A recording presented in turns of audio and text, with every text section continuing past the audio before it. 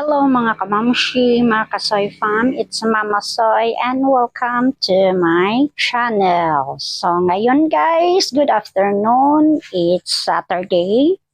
So umuwi ako sandali guys dito sa Antiquera. Yes, katatapos ko lang talagang nagdilig ng halaman. Yun lang naman talagang inuwi ko dito sa Antiquera guys. Kasi mga 2 weeks na rin na hindi umuulan. Ang init-init kahit dun sa Tagbilaran. Ang init-init kaya sumaglit talaga akong umuwi. Hindi na sumama si Kobe kasi may tinatapos yang ano sa school nila. So hindi sumama si Kobe at saka si Sean parang hindi rin sumama. So ako lang talaga mag-isa na umuwi. So pagdating ko talaga guys, nagdilig talaga ako ng halaman. So ngayon, sa saglit-saglit lang, katatapos ko nga, yes, talagang, ang tuyo-tuyo guys, kawawa talagang mga halaman. So, siguro, mga Lunes na ako uuwi guys, kasi ngayon is, Saturday ngayon. So, baka Lunes na ako uuwi. Kasi sabi din naman ng mga bata ni Sean at ni Kobe, wala daw silang pasok sa Lunes at saka Martes. So, kaya ngayon nakauwi ako. So, sumaglit talaga ako dahil alam ko yung mga tanim talaga kailangan diligan. So, yes, ang dami ko pang labahin guys, pero siguro dadalhin ko na lang doon sa Tagbilaran yung mga labahin ko, doon ko na lang lalabhan. So, yes guys. So, ito na guys, yung mga halaman talagang tuyong-tuyong talaga. So, yes, ayan. Talagang dinidiligan ko. Ito, namulaklak guys, oh. So, yes, ayan. Ang hirap talaga dito. Tingnan mo guys, ang damo. Taas-taas na. Kailangan ko na naman itong maglinis na naman ulit. Tingnan mo, oh. Yan, so, mga halaman ko talaga guys. Yan, inaano ko talaga yan sa pagdilig. Dinidiligan ko talaga ng mabuti.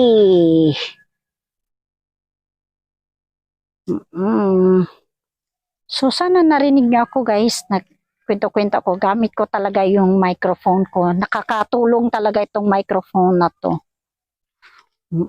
So, nakakamiss ang Antiquera guys. Kung tutusin, makinig kayo, naku, talagang tahimik na tahimik. Ayan, mga tanim talaga guys. Kawawa. Tapos yung damo guys, ang taas-taas na. Hindi ko talaga natapos-tapos tong gawain to. Tingnan mo, halos hindi na rin makita yung tanim ko. Tingnan mo to, oh. Ganda ng flower niya guys, oh. Kita nyo yan, Wow, ganda. Kung bakit mga iba-ibang kulay niya guys, oh.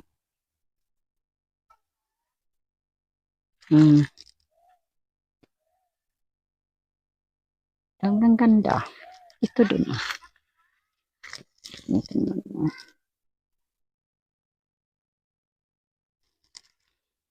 So, mga damo lang yan dito, guys. Marami yan dun sa sentro.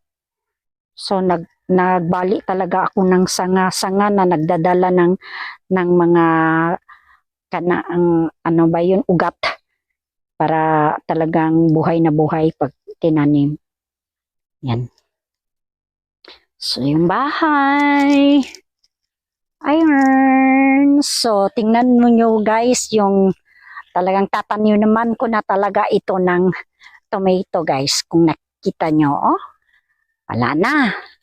Naagnas na yung yung mga damo. O, naging lupa na sila. Ayan, so, binabasa ko yan ng tubig. So, pag may garden guys. So, dito ko na itatanim yung mga tomato na seedlings ko. O, ayan, nalanta na kasi na naging lupa na rin yung mga damo na inilagay ko. So, fertilizer na yan. So, excited na ako guys na tataniman ito. So, kaya lang medyo may worry din ako kasi alam nyo nang nandun na ako sa Tagbilaran kasi yung mga bata. Pero okay lang naman, pwede din saglitan uuwi, magdidilig, linis-linis. So, yes, ito na talaga. Ang damo guys, ang bilis talaga tumubo guys, oh. Tapos hapon na, medyo malapit na rin magdilim. So bukas, maaga, tapos na rin ako naglaba. Didiligan ko ulit itong mga halaman. Yan, didiligan ko ulit yan bago ako aalis ng Tagbilaran. So yan ang mga tanim guys. Nakikita nyo. Ay nako, talang talaga.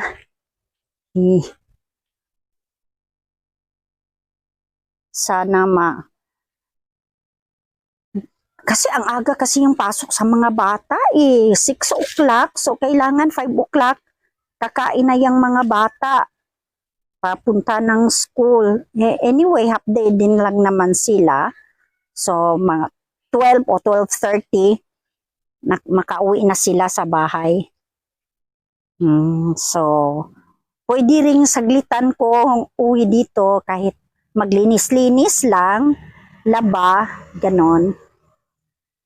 So, yun ang nalalabhan ko ngayon. Buti nakapanglaba ako kasi para bukas, maga, dilig na lang ako ulit ng halaman. So ngayon guys, nagdali-dali ako ng laba guys para bukas uuwi na ako ng balik na ako ng Tagbilaran. So ito yung nilalabhan ko guys, akin lang to. Hindi ko na nilalabhan yung mga damit ng mga bata, doon ko na lang sa Tagbilaran lalabhan. Pati yung may mga kumot at saka yung bedsheet. Doon ko na lang, dadalhin ko na lang sa Tagbilaran, doon ko na lang lalabhan. So yes guys, ay, dali-dali lang kasi hapon na. Baka magdilim. So, tapos na rin akong magdilig ng halaman. So, baka bukas ng umaga, magdilig ako ulit bago ako babalik dun sa sa Tagbilaran. So yes guys, yun, diba na-promise ko sa inyo no na i-model ko yung mga ukay-ukay na nabili ko. So yes guys, ito nga pala, ito lang muna yung ipapakita ko kayo na suot ko. Diba? Oh, ito guys, kung matatanong nyo, ano to? 5 pesos guys. Yes, ang ganda ng t-shirt. Blouse guys. 5 pesos to guys. No? Ganda guys. Tapos, alam mo, mura na. Important pa. Lalaban mo lang. Ayan, ganda. Ito yung suot ko pala nung nagpunta ako ng dentist. Yung kinuha ko yung ipin ko. Yes, I have a beautiful smile na guys. So, yes, at ngayon, ito nga. At tapos nga, hindi ko pala nakipakita sa inyo ha. Siguro, naka-short ako guys. Ito din yung mga short na nabili ko. Yan, mga style guys. Hindi naman talaga ako ganong nagsushort, pero naano lang ako kasi mura nga 30 pesos at saka 50 pesos. Tatlo ito yung isa, para yung isa yung 50 pesos. Pero ito mga ganito na may mga style na butas-butas. Tingnan nyo, mga style na butas-butas ba na short. ano lang naman, dito lang naman ako sa bahay. Magsushort lang ako pag naglalaba o kaya maliligo. So, yes, 30 pesos to guys. Pero yung isa doon na nabili ko, kasi tatlo itong nabili ko eh. Yung isa, siguro yun yung ang 50 pesos. O, di ba? O, important na. Yes! Saan ba yung mga ukay-ukay dito? Ito. Ukay-ukay din to guys. Oo. Madalas ko na itong nagagamit. Okay yan. Ang puti kasi parang 80 pesos ata yan. Parang mahal yan. So, yes guys. Ganda diba? So, alam mo, pag sa ukay-ukay, pag ano lang, diba, mura na, imported pa. Laba lang. Ayusin mo lang laba. Tapos, kung maari, lalo na yung may makikita kang medyo maano, so, magpakulo ka lang ng tubig. So, pakuluan mo, tapos, ano mo sa mainit na tubig. Okay na, diba? Ang ganda, tingnan nyo guys, lapitan, diba? Ang ganda. Flower na flower. So, yun guys.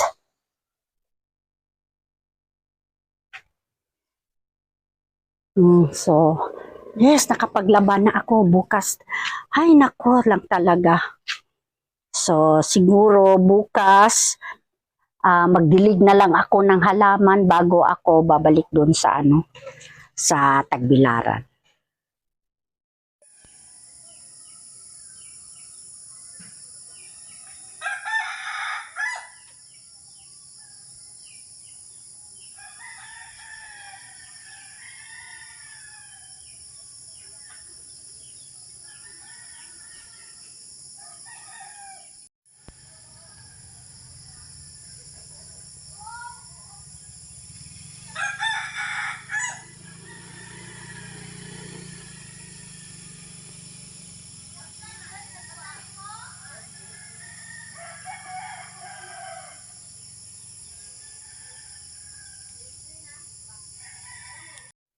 Wow guys, ang laki ng moon. Ganda.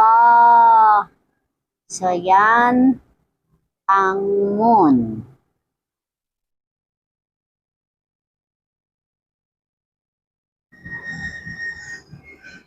Nagpapakita na sila full moon talaga guys. Ganda.